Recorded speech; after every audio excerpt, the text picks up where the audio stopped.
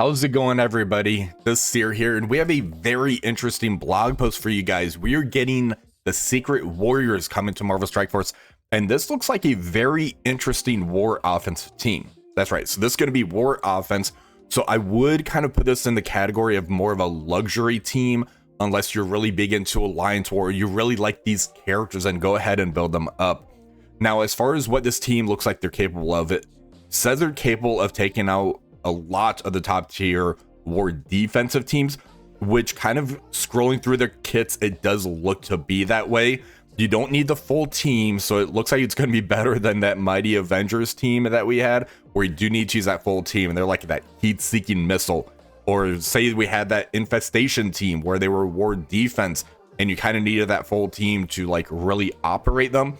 This one does leave some room for some theory crafting, which leads me to believe this is going to be like one of the top teams in the game for Alliance War.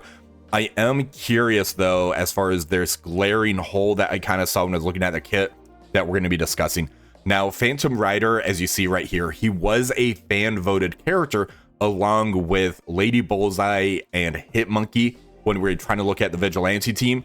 And it looks like they are still bringing Phantom Rider in the game. So that's actually really cool. His model looks really awesome. I'm really happy with how they kind of designed him. But let's go ahead and take a look at this blog post.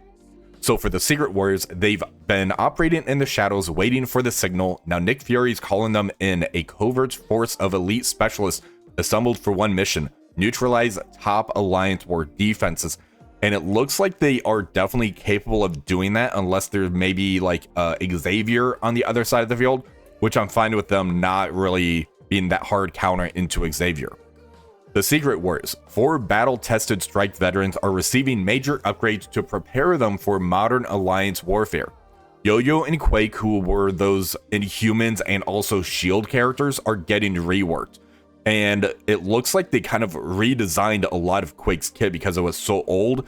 Yo-Yo having new stats. She was a incredibly fast character, and that with new stats actually does scare me, because her passive, how she kind of does those pings, looks like it's going to be kind of annoying. Domino and Negasonic, who are those X-Force characters, so now it looks like we've had Cable, we haven't had Deadpool, we just needed the X-23 to get reworked, and we can have like a reworked X-Force team, which is actually really cool. Negasonic still looks incredible. Domino, I think she's going to be the one that we would kind of sub out if we need to, because like I said, you only need 4 of these members to really operate this team. The 5th member is a spectral gunslinger poised to hunt helicarriers, the Phantom Rider. Below you'll find these declassified intel on this new Secret Warrior team. Read up and then keep your eyes open for an upcoming battle passes that will reward you Phantom Rider shards. So it looks like we're going to be getting him maybe free to play just through battle passes. I believe that's kind of how they did Ares, and that's actually really cool. That would entice me personally to try to maybe grab some battle passes again, because I haven't been grabbing them in some time. So I think that's kind of what the goal is. Try to entice people to kind of dangle that carrot, you know? So Phantom Rider, hunting vengeance. When this ghostly blaster isn't spraying bullets at war defense enemies, he's enacting vengeance on behalf of his fallen Secret Warrior allies. He sports a gun belt full of revive once, which is really cool. Deathproof barrier and speed bar manipulation, which includes gaining 100% speed bar after a Secret Warrior ally dies. Now, I already started working on the infographics for the Everything to Know video, so you can kind of see right here, we have Domino already set. I have Negasonic, Quake, and Yo-Yo. I do have Phantom Rider on here. I already started kind of breaking apart the kit, and you can see right off the bat, there's going to be 4 awaken abilities for Phantom Rider. Now, he has a speed of 125, Yo-Yo has a speed of 140, Quake is 102, Negasonic is 90, but she does still get that turn meter on spawn based on the allies that's along with her. If she has the full team, that's going to put her at about a 117, so she's still pretty slow, and Domino at 105. So that's kind of what I was talking about. It looks like there is still a glaring hole in this team, which is they are slow. I didn't really see anything on here saying how they're going to be getting speed up or turn meter or anything like that. So that does kind of worry me a little bit. But let's go ahead and take a look at the kit of Phantom Rider looks like it's going to be first. A tough squad to kill between Phantom Rider applying death proof to Secret Warrior allies and Phantom Rider's near constant supply of revive once. This Black Ops squad takes serious firepower to keep 6 feet under. One of the top war offenses. Together, the Secret Warriors can pick off top Alliance war defenses. It will take a supreme psychic like Xavier to fend off this ruthless team, which is what I was kind of saying. They looks like they can actually take out like Mephisto comps, Odin comps.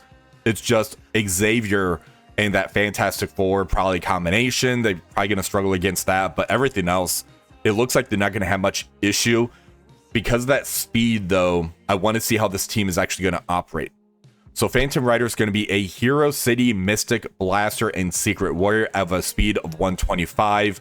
Let's go ahead and use this portion right now. So the basic attack primary for 300% damage applied to bleed. The primary has bleed, bonus attack for 270. The Awaken is going to be gaining a 30% drain. And here you can see the ISO attack is going to do 270% damage applied to bleed. The special, this is going to end up having a pretty long cooldown. It's a 810 on here. It's going to flip immunity to disrupt on primary and apply stun. Attack primary target in all enemies in that character's row. So this is going to be a full row attack. Basically, if you have the 3 in the front, 2 in the back, it's going to either hit the 2 or hit the 3, which is pretty cool. If the target has stun, prolong the duration of all negative effects except for the stun and ability block. On that target by 1 up to maximum of 3. On kill, attack the most injured enemy for 350% damage. Now, as far as the war offense portion, if this character has 3 or more Secret Warrior allies, apply stun to the primary and all enemies in that row. This is going to be unavoidable, cannot be blocked. The Awaken ability for war offense is going to ignore defense up. So that's kind of what the special is. If you guys remember that Vision ability, how she has that whole row attack. So this is going to make me second guess where I'm going to put my pre-taunt or a taunt in general. Do I want to put in the front row, have it to where there's going to be 3 characters I can get stunned, or 2 characters on those kind of massive teams? So I'm kind of curious how that's going to play out.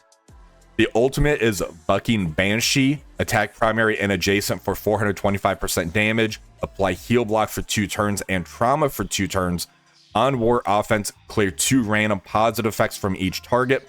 The Awaken ability, it says replace the above function with copy 2 random positive effects except for taunt from each target to self, flip 2 random positive effects on each target. This is also in war offense, clear the battlefield effect on the enemy side. So that's going to be the battlefield effect of basically, shoot, I'm having a brain fart. That would be like a Nova type of battlefield effect. Odin's the opposite side. Mephisto, so that's going to get rid of the Mephisto battlefield effects.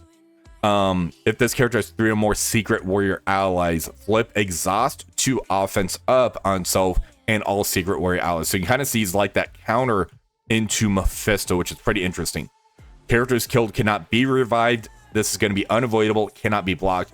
And ultimate ability, that's a 3/3, is insane. He's going to be popping this out a lot. And because of that 3 turns, kind of keep those battlefield effect off the enemy side. As far as the passive goes, let me go ahead and get rid of my head here really quick. On spawn, gain revive once. On turn, attack all enemies for 325% damage and clear all charged and reduce the duration of 3 random positive effects by 1. The Awaken ability says on turn, if any character were cleared or if any charges were cleared, heal self for 10% of the character's max health. On non-summoned enemy death, gain revive once. So as you start killing people, you're going to get revive once back on him, which is really strong. On Secret Warrior ally death, flip disrupt. On self, gain offense up for 2 turns. And on war offense, fill speed bar by 100%. So when your ally gets killed off, he's getting that extra speed bar to kind of go again. On revive, clear all negative effects from self and Secret Warrior allies, plus apply 2 death proof and speed up for 1 turn. Bury yourself in all Secret Warrior allies for 25% of this character's max health. On war offense, revive with 100% of this character's max health. So because of those revive onces, he's coming back with full health on War Offense. While this character has Revive once, he's going to gain a 25% dodge chance and 3000% focus, which is crazy, and that's everywhere also. On War Offense, if this character has 3 or more Secret Warrior allies, enemies cannot fill speed bar for themselves or allies, so it has that Zombie Scarlet Witch effect. On War Offense, enemies cannot gain Deflect, Counterattack, or Evade. And on War Offense, this character's passive Revive chance cannot be reduced or prevented. It did end up mentioning a call out in the blog where it talks about Mephisto and Hitmonkey, how they have that negative revive chance that's kind of listed on them. And here you can see has that speed of 125. I'm looking at Striker or Raider for this character, and the main reason for that is because his Striker, it's going to be applying more bleeds, and with a Striker, that's going to make those bleeds pump out a lot more damage. Now, as you can kind of see, he does have those 4 awakened abilities. The passive looks insane. On turn, if any charge were cleared, heal self. That's going to help him stay alive. The ultimate looks very powerful, where it's going to copy 2 random positive effects, except for taunt, and then flip them afterwards, get him those buffs. The special ignores defense up. The basic getting that 30% drain, especially as a Striker, when he does the, like, say his ultimate ability, then he does the ISO hit into it, he's getting drain. The basic looks very impactful. Now you can kind of see here at the bottom, kind of what I mentioned, Hitmonkey and Mephisto, 2 characters who can lower passive revive chance. So that is very important to know. The next character we're going to look at is going to be Yo-Yo, and you can see the stat increase that she got. She's been a very old character. No mention of a speed increase because she doesn't need it. She has that speed of 140 down there. Now, as far as her kit goes, her basic attack primary for 230% clear counter, gain an assist from a random Inhuman or Secret Warrior ally. It cannot be counterattacked. I don't know what the safety or ISO attack is going to end up being on it. It doesn't have it listed on here, unfortunately. Usually it's about a 75% of the damage, and it's probably going to clear that counter as well. So if they have multiple counters, it's going to clear an additional counter, would be my assumption. And again, it can't be counterattacked. The special is going to be a 5/5, apply safeguard to self and all Secret Warrior allies. There's no listing on here saying that you need 3 or more allies, which is great. Attack primary target for 170% damage. Bonus attack 2 times for 170% damage. So that's 3 hits of 170% damage. Repeat this attack on 3 additional random targets. This cannot be counterattacked. So with new stats, this is going to be very, very impactful as far as the damage this is going to be pumping out. The ultimate is a 3/5 as far as the cooldown goes. Attack all enemies for 270% damage. Generate 1 ability energy to all Inhuman or Secret Warrior allies. So there is a energy battery on her, which is really cool. On War Offense, generate 1 ability energy to a random Phantom Rider ally as well. So that means Phantom Rider would get 2 ability energy on War Offense, making it to where you can kind of keep the momentum going for him. Let me go ahead and remove my head right here. On spawn, apply defense up for 2 turns to all allies. War Offense, apply to evade to self and all Secret Warrior allies. Again, it's not saying on here that you need 3 or more of his allies or her allies. On enemy turn, if this character has no other protector allies, apply offense down to that enemy. This was a very impactful ability back when she first came out. On War Offense, if the enemy has Safeguard and Yo-Yo has Secret Warrior allies, instead reduce the duration of a random positive effect per Secret Warrior ally up to maximum of 4. This cannot be dodged. This is incredible. This is going to be so impactful in Alliance War. On this character's turn and on any non-summoned shield or Inhuman turn, 50% chance to apply evade to that character. So that's going to end up being for Quake on here. And like I said, Quake got like a whole new kit. She's going to be actually really good on this team. When an ally drops below 50% health, apply defense up for 2 turns to that ally. If that ally was a Secret Warrior, flip Disrupt to immunity for that ally. If the ally was Phantom Rider, gain defense up for 2 turns and taunt for 2 turns. So she's going to kind of have a taunt on her, which is pretty interesting when a Phantom Rider drops below health. And she has that 25% dodge chance that she's going to be gaining on here. Now, as far as the ISO goes, I like Raider or I like Striker. I'm looking more at Raider. She has that 140% speed, so she's going to be able to kind of use that special ability turn 1, get a bunch of vulnerables out there. Then it should go into Phantom Rider going next, who can get that Striker shot into somebody and really kind of start the barrage that he's going to be pumping out. Now, if we end up scrolling down to the next character on here, it's going to be Quake. Massive stat increases on here, and just by scrolling through, you can kind of see like her passive just got totally reworked. A whole lot of bold on here. So let's go ahead and take a look at Quake next. So Quake, the big issue with her is she has 102 speed. The team didn't get any speed increases, so she's got that speed of 102. She's going to be going fourth on the team because Negasonic should be going next after. It's going to be Yo-Yo, Phantom Rider, Negasonic, Quake, and then Domino, I believe was the turn order, or she's going last. We'll take a look. Her basic: attack primary target and adjacent for 280% damage, apply slow for 2 turns. The ISO attack, as you see, it's 210% damage and slow for 2 turns as well. For special, she's going to be starting first, attack primary for 240% damage, clear 2 positive effects, apply disrupt. Chain to 2 targets for 240% damage, clear 2 positive effects. If Coulson or Yo-Yo or Phantom Rider's an ally, apply slow to the primary target and the secondary targets as well. She still plays around with that slow mechanic a lot, which is why I think they didn't really boost the speed, because they're probably thinking she's going to be pumping out a lot of slows to the enemy side. Now, counterattack does break this chain. They didn't get rid of that portion of her kit. The ultimate's going to be a 2-5. Clear barrier from all enemies. Attack all enemies for 320% damage. On war offense, if this character has 3 or more secret warrior allies, apply ability block to the primary and adjacent. This is going to gain an extra 500% extra focus. This looks like a really good ability. Outside of war, I don't know how it's going to play. I wish the ability block on the primary target was able to be used outside of war. That would give her more play as far as using this team in, say, Cosmic Crucible or Towers or anything like that. Let's go ahead and jump down to the passive. When a secret warrior ally drops below 40% health, clear 3 random negative effects on that ally. On a secret warrior ally turn end, attack the most injured enemy for 150% damage and apply +1 heal block, up to a maximum of 3. Gain 100% extra focus. Secret warrior and shield allies also gain that 100% extra focus as well.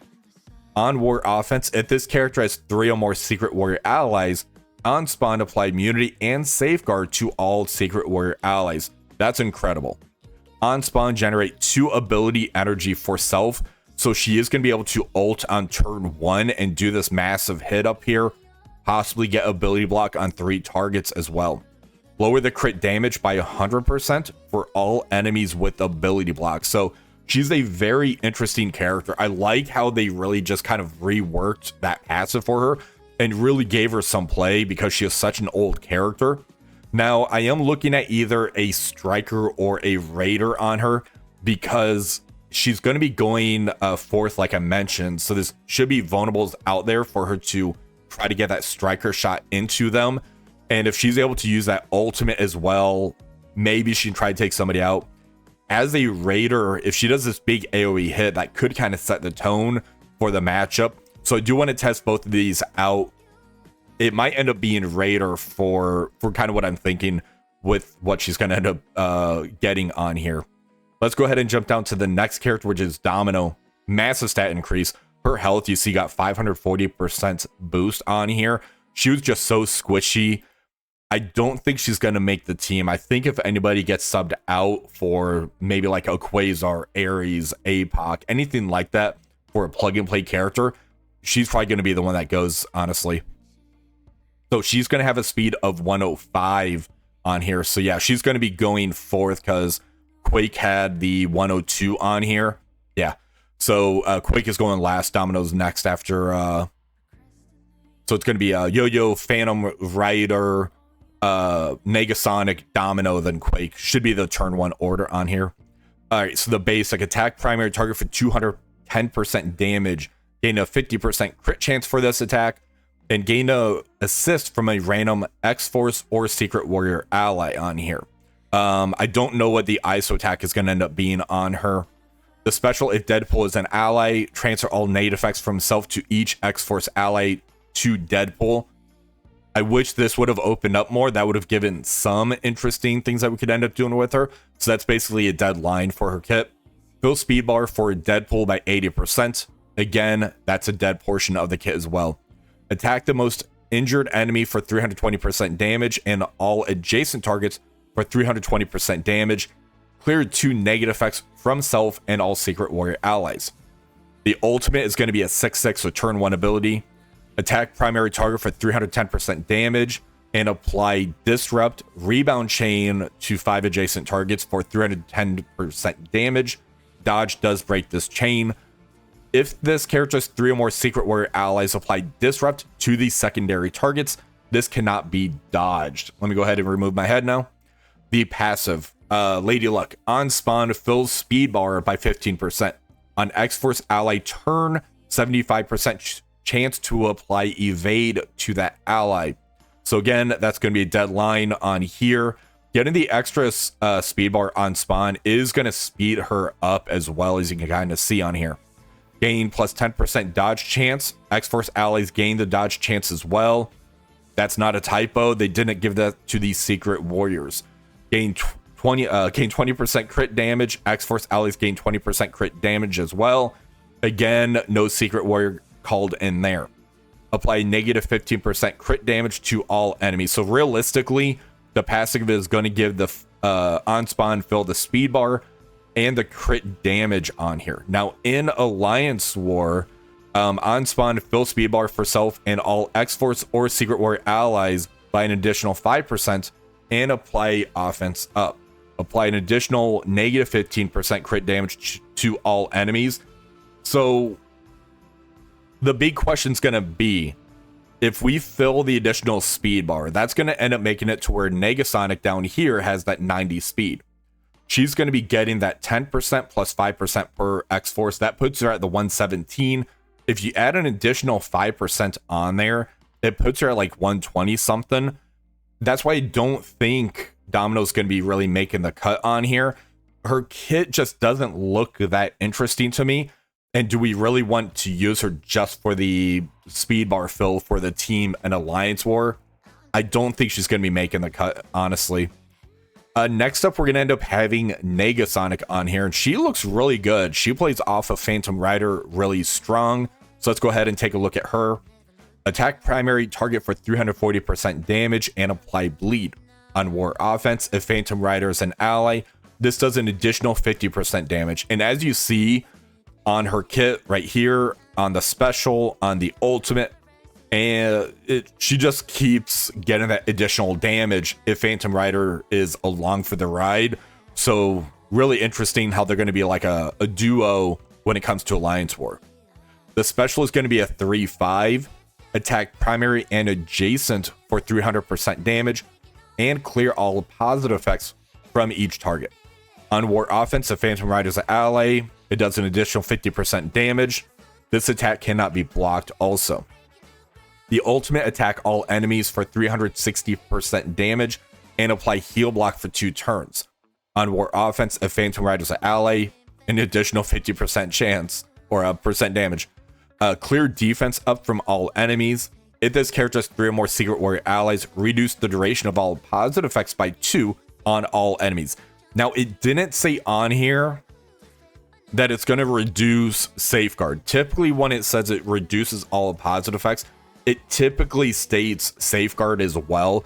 So I don't know if this is actually going to reduce the Safeguard or not, and they just kind of stopped putting that in there. I do want to know about that portion on there. Now, this reduction does gain an additional 500% extra focus for that as well. If this character has 3 or more Secret Warrior allies, clear 2 random negative effects from self and all Secret Warrior allies. Now, as far as the passive goes on here, on spawn, bury yourself and all Secret Warrior allies for 25% of this character's max health. On war offense, fill this character's speed bar by 10% plus 5% per X-Force or Secret Warrior ally. On enemy turn, bury yourself for 10% of this character's max health, plus fill the speed bar by 10%, so that 90 speed that she has, it really isn't going to be much of a drawback because she's going to be getting that extra speed unless there's some character on the other side that's going to stop that turn manipulation. On a successful dodge by Secret Warrior ally, barrier that ally for 10% of this character's max health. When a Phantom Rider ally drops below 40% health, bury yourself for 15% of this character's max health, plus gain taunt for 2 turns. If this character has barrier, gain plus 30% armor. So really interesting down here how when Phantom Rider drops below 40%, she's going to gain barrier and taunt, and Yo-Yo over here also has that as well. So when an ally drops below 50% health, and if it was Phantom Rider, gain defense up and taunt. So when the Phantom Rider drops below 50%, she's gaining taunt and defense up. And Negasonic over here is going to be getting taunt as well for 2 turns and the additional armor. So it's going to put 2 taunts out on your side of the field, which is really, really cool. As far as ISOs for her, I'm looking at Raider. She's going to be going fairly quick with the turn meter and the turn bar fill when enemy takes their turn. So you'll be able to put out a lot of vulnerables out there. I could see making her a striker because her ISO attack does have the bleed on there. So trying to get the extra double tap on there. But she's going to hit really hard. So just kind of setting the tone out there with that ultimate, I think is going to be really important. Yeah, so there's nothing else in regards to this blog, but I'll kind of work on getting these all updated on here. I'll do that everything to know video. I'll try to get the testing done on all of these characters. I'm actually pretty excited for them. But as I was saying, there looks like there is that drawback of this team, which is their speed. There's nothing on here saying they're going to get the speed bar manipulation outside of Negasonic. They don't gain speed up on here as well.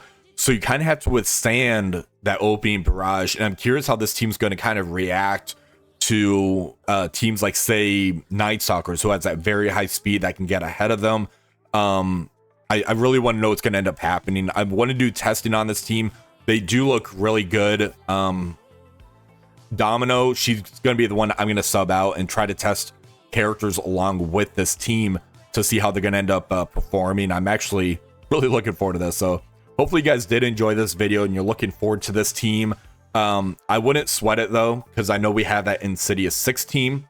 I would prioritize that one. This is going to be like that luxury team, like say Underworld, Infestation, Mighty Avenger, stuff like that. So hopefully you guys enjoyed this video. If you did, please remember to like, share, subscribe to the channel.